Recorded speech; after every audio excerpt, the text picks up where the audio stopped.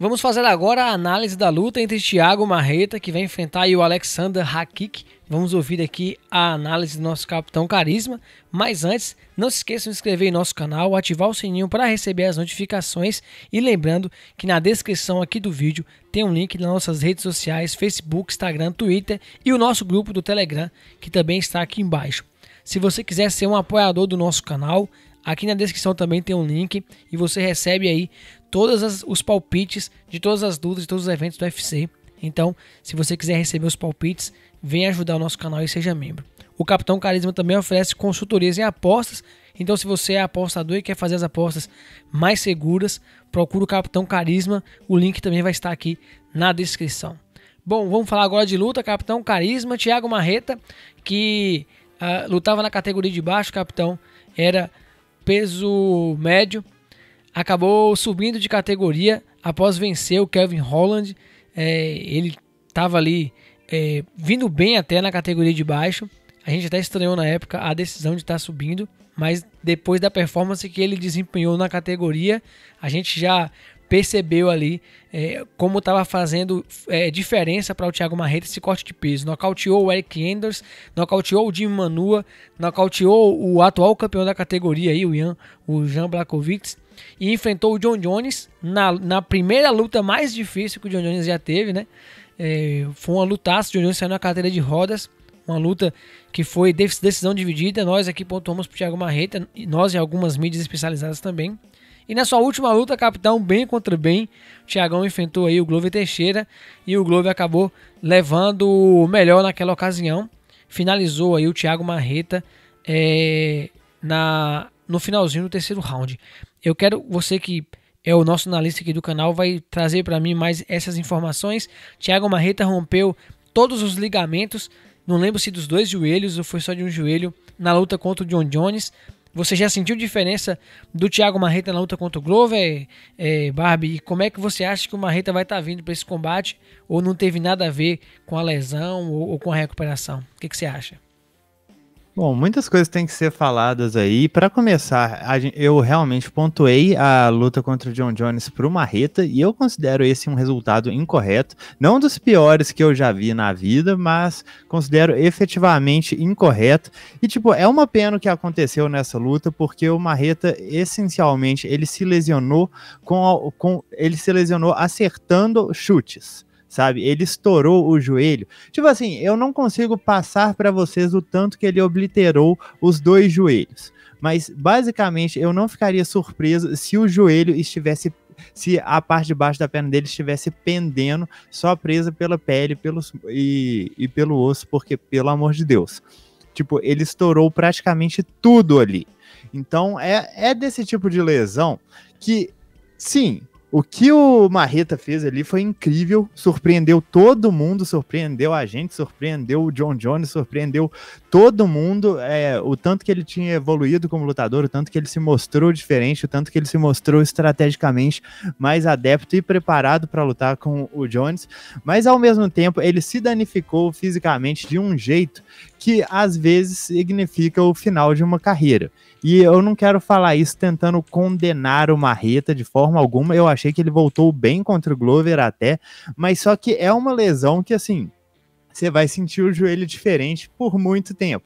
E agora, a grande questão da luta contra o Glover é a gente imaginava que essa luta poderia ocorrer de duas formas. O Marreta seria bem mais rápido em pé, conseguiria atingir vários golpes potentes, conseguiria levar o Glover a knockdown e terminar a luta no chão, ou então o Glover conseguiria travar, conseguiria uma queda, e o Glover por cima, bicho, ele é um dos caras mais assustadores da categoria por cima. Tem possivelmente um dos melhores grapplings entre os meio pesados, ia deitar o Marreta no chão, bater no ground and pound e finalizar. E as duas coisas aconteceram, sabe? O Marreta realmente foi muito dominante enquanto a luta esteve em pé, mas só que ele empolga muito, e essa é uma característica mesmo do Marreta. Quando ele vê que o nocaute está próximo, ele empolga, cara, e ele vai pra cima com tudo, e nesse caso custou pra ele a luta, porque ele tava chegando muito perto do Glover, e o Glover, tipo, ele tem entradas de queda extremamente lentas e telegrafadas. Pro tanto que eu amo o Glover e eu acho ele um ótimo lutador, é indiscutível que ele é um dos caras mais lentos, se não o cara mais lento de toda a categoria dos meio pesados, sabe? Isso mostra o quanto que a técnica dele é impressionante, mas simultaneamente deveria ser razoavelmente simples para um cara do nível do Marreta evitar o jogo de clinch e o jogo de quedas do Glover, só que ele estava muito empenhado em tentar o nocaute em cima de um oponente grog para pensar nisso, e isso meio que custou para ele a luta. Ele teve em 2 momentos o Glover balançado no chão, a knockdown, em especial no 3º round, a impressão que dava é que o Glover não voltaria, e ainda assim voltou. Então, assim, foi uma vitória daquelas, assim, a gente fica feliz, mas ao mesmo tempo fica triste, porque a gente pensa, cara, será que o apogeu do Marreta realmente se foi? Você estava falando essa questão do Marreta na categoria de baixo, uma grande questão é que o Marreta era um cara assustador, sim, de fato, mas toda vez que ele tentava entrar no top 10, ele sofria uma derrota. No caso, a derrota para o Dave Branch foi tipo um balde de água fria em cima de todo o público brasileiro, porque o Thiago estava vindo de 4 vitórias seguidas por nocaute, passando o caminhão em todo mundo, pegou o David Branch, que não é dos melhores lutadores, mas é bem decente, e foi nocauteado em 2 minutos e meio. Aí a gente vê que tinha alguma coisa errada, e realmente tinha, que é a questão do corte de peso, estava acabando com a resistência dele. Ele subindo de categoria, ficou mais resistente a golpes, ficou com mais gás, ficou com mais poder de nocaute. Olha que o poder de nocaute dele já era extremamente assustador, e parece ter melhorado como lutador como um todo, sabe? As coisas que a gente viu na luta deles contra o John Jones foram bem inspiradoras, porque ele estava conseguindo se movimentar lateralmente, trabalhar o chute baixo na panturrilha, o chute da moda, né? Com muita eficácia, não sendo atingido, não ficando preso contra a grade, e esse era o maior perigo. Ele não entrou pensando, eu tenho maior poder de nocaute, eu vou emparelhar. Ele entrou pensando, eu tenho maior poder de nocaute, eu não preciso buscar a luta. Se eu conseguir punir ele da longa distância, ele sabe que se ele quiser entrar em mim, ele vai estar correndo maior perigo. E isso foi uma coisa extremamente inteligente. Por azar, os joelhos dele não aguentaram essa estratégia, mas ainda assim não deixa de ter sido extremamente inteligente. Como o Yuri também falou, foi o último cara a nocautear o Jan Blachowicz, e eu também achei que foi uma performance muito comedida e muito boa que o Marreta teve. Uma luta que, na minha opinião, estava bem parelha, até o momento que o Blachowicz resolveu empolgar, tomou um senhor gancho de esquerda na cara e morreu.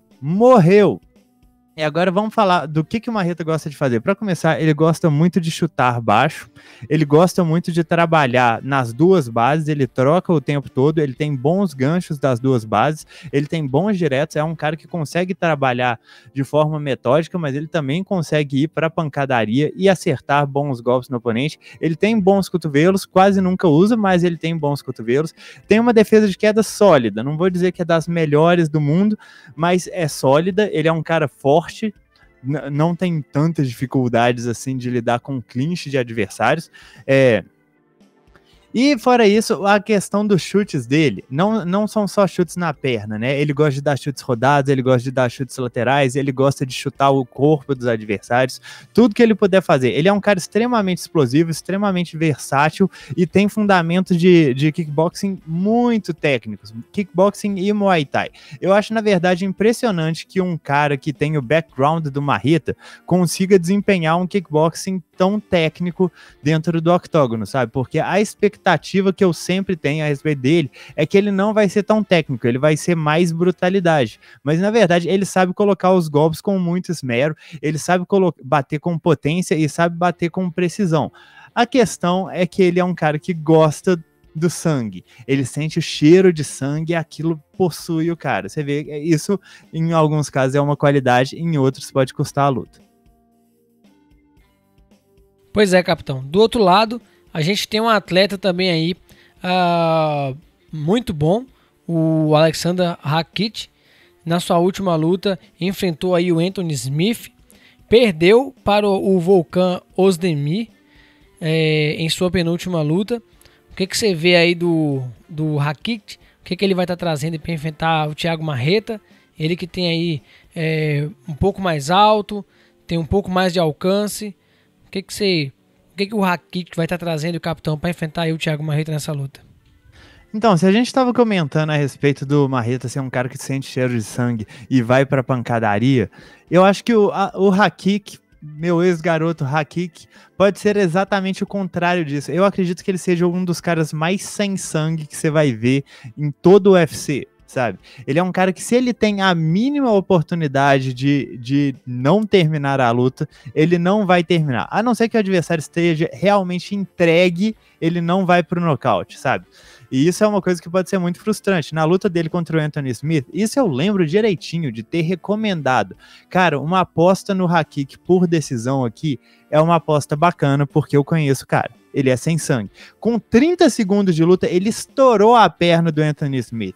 A ponto que, pra mim, a luta basicamente já estava definida. Eu só tava assim, ok, ele vai matar o cara. Eu não esperava tamanha dominância. Eu não esperava que ele fosse fazer o cara de brinquedo tão rapidamente. E o que aconteceu? Ele preferiu travar o Anthony Smith no chão o máximo de tempo possível, trabalhando alguns golpes no ground and pound e controlando a luta e levando para uma decisão. Tipo assim, não existia a menor necessidade disso. Toda vez que ele chutava a perna do Smith, o Smith caía. Toda vez, se ele deixasse a luta em pé por 15 segundos, ele poderia ter conseguido um nocaute. E lembrando, todo esse dano que o Rakik construiu foram nos 30 primeiros segundos de luta, sabe? Ele tem um kickboxing de nível altíssimo, ele bate pesado, ele chuta muito bem, ele tem olho para oportunidade, ele tem ótimo wrestling e jogo de chão, mas é um cara extremamente sem sangue. É um cara que não tem vontade nenhuma de matar a luta, sabe? Esse talvez seja o maior defeito dele. Ele tem 5 vitórias e 1 derrota apenas no UFC, que foi contra o Volkan Ozdemir, meu ex-garoto também, e que foi uma performance muito contestável, um resultado bem contestável. A maior parte das pessoas pontuou a luta pro Alexander Rakik. Eu achei que foi bem equilibrada, não achei terrível o resultado de forma alguma, vi um round claro para cada, apesar que eu entendo que o round que eu vi pro Rakik tenha sido o mais claro da luta, sabe? Porque ele é muito ágil, eu acho que inclusive ele pode ser o melhor atleta dessa categoria em questão de reflexo, em questão de velocidade dos golpes, em questão de manter o gás. Tudo isso ele faz muito bem. E ele também é extremamente forte para adicionar. O Rakik apareceu aí no cenário do MMA, do UFC, depois que ele venceu o Justin Ledet. Ele já tinha uma luta no UFC, mas ele entrou para essa luta contra o Justin Ledet como muito azarão. E, bicho, essa luta foi um espancamento unilateral. Você entende que ele acertou 263 golpes contra 28 do adversário? Essa foi daquelas lutas que você pode pontuar todos os rounds 10-8. E eu acho que isso é importante de falar, porque mostra muito a versatilidade do Rakik. Ele é um cara que pode trocar com qualquer um nessa categoria, e ele também pode levar qualquer um dessa categoria para o chão e trabalhar lá. Ele não demonstra nenhuma deficiência em termos físicos, ele tem bom poder de nocaute, ele tem ótimo queixo, ele tem um gás excelente, parece se dosar extremamente bem, tem ótimo volume também quando ele quer, né? Chuta muito bem, soca muito bem, tem ótima precisão, inclusive a precisão dele eu acredito que seja uma das maiores da categoria, justamente porque ele é reduzido, assim, só bate quando tem certeza que vai apostar. E eu acho que é isso que eu posso dizer a respeito dele. É um dos caras que, antes de vencer o Anthony Smith mesmo vindo de derrota, ele era apontado por muitos como um cara que eventualmente chegaria na disputa de cinturão, porque ele é bom nesse nível. Bom, se você está gostando aqui da nossa análise, deixe seu like aqui e comente aqui embaixo o que você está achando e para quem vai sua torcida e quem você acha que vai vencer esse combate. Capitão, como é que você acha que essa luta vai se desenvolver aí? O sangue no olho do Marreta vai prevalecer contra o sangue frio aí do Alexander Rakik? Como é que você acha que vai acontecer essa luta? Cara, então, essa é uma luta que pode ser extremamente divertida, tanto quanto pode ser extremamente chata, e tudo depende de como que o Hakik vai reagir ao estilo do Marreta e como que o Marreta vai então reagir à reação dele. É uma coisa muito doida, mas é assim que funciona, porque se o Hakik ver um cara partindo para cima dele com aquele ímpeto, ver a velocidade dos golpes e resolver fazer uma luta mais segura, aí vai tudo depender da resistência do Marreta. Se por acaso o Marreta for quedado com facilidade, eu não acho que ele vá tomar uma finalização ou um nocaute no chão, mas eu acho muito difícil que ele consiga se levantar. E eu acho que é muito provável que o Hakik consiga cansar ele a partir de lá. O Marreta tá com um bom gás, tá com um bom condicionamento, mas só que você levar 100 golpes no chão, mesmo que sejam golpes curtos, vai te exaurir aos poucos. Agora, essa luta em pé, eu acho ela extremamente interessante, porque são dois dos caras mais atléticos que a gente tem na categoria meio pesado. Os dois batem muito forte, os dois batem muito rápido, eles chutam muito bem, eles conseguem causar dano nos adversários com pouquíssimos golpes, sabe? Eu acho que o Marreta tem uma vantagem tanto em poder de nocaute quanto em velocidade, e muita vantagem em questão de sede de sangue, né? Mas eu acho que o Hakik tem fundamentos de kickboxing mais aprimorados. Eu acho que ele é bem conservador defensivamente. É difícil você ver ele ser atingido por um golpe limpo no rosto. É uma coisa realmente rara na carreira dele. Então, normalmente os adversários que conseguiram causar um certo dano do Hakik, eles fizeram isso mais através de chutes baixos do que realmente golpes na cabeça. Então, essa é uma luta para o Marreta usar essa cartada dos chutes baixos. Eu sei que os chutes baixos, em geral, todo mundo tende a pensar assim, nossa, mas se ele chutar baixo, ele não vai estar dando a perna para ser quedado? Mas é justamente por esse motivo que o chute na panturrilha está ficando tão na moda, porque é muito difícil você levar a mão até abaixo do joelho para conseguir pegar a perna do seu adversário, sabe? Os caras que estavam fazendo isso, eles estavam pegando a perna quase na cintura deles, é muito mais fácil. Tipo assim, fica em pé e estica o braço, e aí vê o quão distante você está de encostar na sua panturrilha. Essa é a distância que o Hakik teria que percorrer para pegar o chute do Marreta e conseguir levar essa luta para baixo. Por isso que esse chute é tão extremamente efetivo assim. Só que o Hakik também coloca esses chutes muito bem. Na verdade, eu vou dizer que eu consideraria um erro estratégico muito grande se os dois corners não tiverem preparado seus respectivos lutadores para bloquearem esse tipo de chute, porque eu acho que pode ser a maior arma para os dois. Sabe? É uma arma difícil de ser contragolpeada, é uma arma que causou dano extremo nas últimas lutas entre os dois. Pro Hakik, eu acho que uma questão mais metódica, fazer com que essa seja uma luta de kickboxing mais puro, no sentido de, tipo assim, um dá uma combinação, o outro dá uma combinação, um dá uma combinação, o outro dá uma combinação, interessa mais ele, porque eu vejo ele com fundamentos melhores no kickboxing, com uma defesa mais aprimorada do que o Marreta. Enquanto pro Marreta, eu acho que é mais interessante ele conseguir mesclar a agressividade dele com o poder de nocaute natural que ele tem, com essa habilidade de terminar as lutas. O Marreta dando um knockdown ou balançando o Hakik, ele tem grandes chances de terminar a luta ali, porque ele é possivelmente um dos melhores finalizadores que você vai ver na categoria dos meio pesados hoje. Ele é simplesmente muito letal. Só que simultaneamente pode acontecer o efeito Glover, o efeito exatamente contrário, dele ceder uma queda. E isso seria extremamente preocupante, porque apesar de eu achar que eles se equiparam muito na trocação e talvez dá até uma leve vantagem para o Marreta nesse quesito, eu acho que em questão de grappling é bem diferente o nível. Eu acho que a luta deve ficar na trocação, então não fica uma questão tão assim, nossa senhora, o Hakik vai fazer um jogo super combinado. Não é uma coisa que ele faz muito, ele normalmente entra nas lutas ou para quedar ou para trocar, e normalmente é para trocar. Sabe, existem algumas lutas que ele se valeu mais do wrestling, como por exemplo essa última, mas eu acho que isso tem muito mais a ver com o fato dele ver que o adversário não oferecia mais risco nas entradas de queda do que com qualquer outra coisa. Obviamente, se o Marreta chegar em um ponto de não oferecer mais risco, a luta já acabou há muito tempo atrás e foi só a falta de sede de sangue que impediu que o Hakik definisse. De outra forma, eu acho que o Hakik já se mostrou muito mais vulnerável a chutes baixos do que o adversário dele. E esses chutes não só machucam, mas eles desestabilizam e fazem com que seus golpes na cabeça se tornem menos precisos e se tornem menos letais. Então, tirar a base do Hakick, plano A. Plano A. E se esse plano A funcionar, talvez você nem precise fazer outra coisa durante a luta, sabe? É um confronto de trocação aí que eu espero que realmente a luta se mantenha em pé. Todo mundo fica olhando. Eu acho que existe um certo preconceito com brasileiros em relação a como que o wrestling deles se desenvolve na luta, porque todo mundo parece olhar para o brasileiro e esperar que ele não tenha uma boa defesa de quedas. Mas, apesar do Marreta estar vindo de uma performance que ele foi dominado no chão, até o momento ele apresentou uma defesa de quedas bem consistente aí na categoria dos meio pesados, chegando ao ponto de não tomar uma queda sequer do grande John Jones. E isso se deve muito ao posicionamento dele. Então, se o Marreta estiver se preocupando principalmente com posicionamento nessa luta, ele pode fazer a vida do Hakick ser muito difícil. Se ele estiver se preocupando em terminar essa luta o mais rápido possível, ele pode fazer a vida do Hakick bem mais fácil. É um confronto que eu acho que é muito bem casado.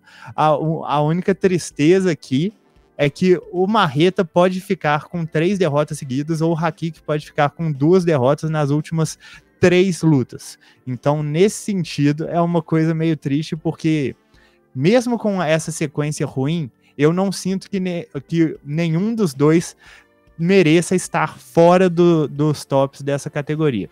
Eu estou bem animado para a luta, para falar a verdade. É um lutão.